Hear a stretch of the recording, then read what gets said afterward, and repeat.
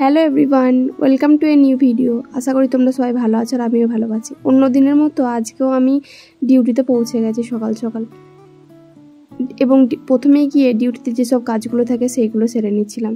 এটা কিন্তু এখনকার ভিডিও না, এটা হচ্ছে ডিসেম্বর মাসের ভিডিও।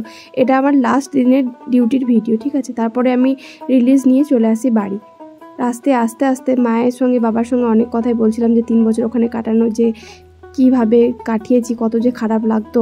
তারপরে রাস্তায় হোটেলে আমরা খেয়ে নিই ভাত, তারপর চলে আসি বর্ধমানের মন্দির, যেখানে ওটা খুবই ফেমাস, যেখানে 108টা শিব মন্দির আছে। তারপর সেইগুলোকেই আমরা ঘুরে ঘুরে দেখে নিচ্ছিলাম। তারপর এখানে যে কুণ্ডলীটা ছিল, এখানকার একটা গল্প বাবা বলছিল, সেটা শুনে নিই।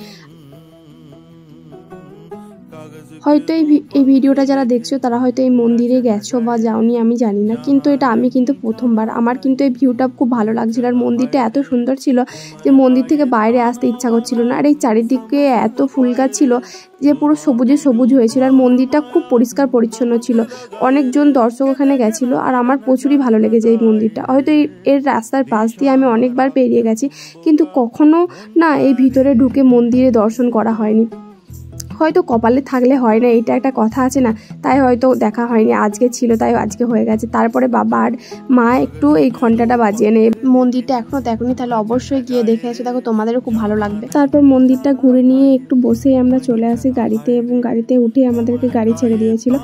তারপর গাড়িতে আস্তে আস্তে আমরা এসবই গল্প করছিলাম, যে 3 বছর আগে একটা দিনে এত কিছু গুছিয়ে নিয়ে বাড়ি যাওয়া হয়, আবার এই শেষ দিনের মতো আমরা গুছিয়ে নিয়ে চলে আসি বাড়ি। সেখানের স্মৃতিটা পুরো একটা মেমোরি হয়ে যায়। তারপরে বাড়িতে আজকের ভিডিওটা ভালো লাগে তো লাইক, কমেন্ট, শেয়ার, সাবস্ক্রাইব করতে ভুলো না। Thanks for watching.